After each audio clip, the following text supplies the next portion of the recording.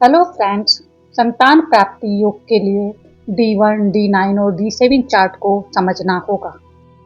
कुंडली के D1 chart से संतान की संभावना, D9 से ग्रहों का बल और D7 चार्ट से संतान सुख की 100% सटीक पुष्टि की जाती है।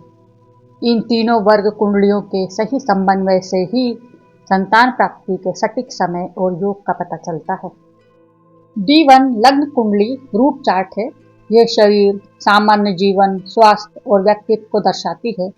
जीवन में मिलने वाले मुख्य अवसरों, परिस्थितियों और अनुभवों को दिखाती है।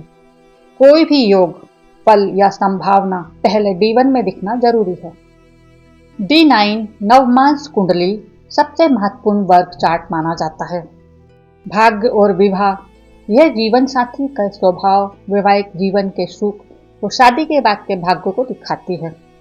D1 में दिख रहा ग्रह सच में मजबूत है या नहीं, ये D9 से ही कंफर्म होता है।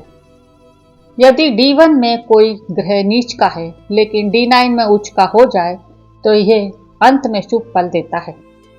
D7 सप्तमांश कुंडली माइक्रो एनालिसिस ऑफ चिल्ड्रन, यह विशेष रूप से संतान सुख का सूक्ष्म विश्लेषण करने के लिए देखी जाती है।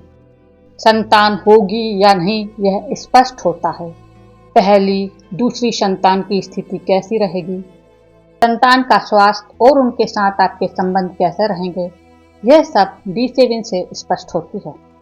ज्योतिष में D1 से संभावना देखी जाती है। D9 से उस ग्रह की आंतरिक शक्ति, भाग्य को आंका जाता है और D7 से संतान से जुड़े विषय की 100% पुष्टि की जाती है। तीनों को मिलाकर ही सही निष्कर्ष निकलता है।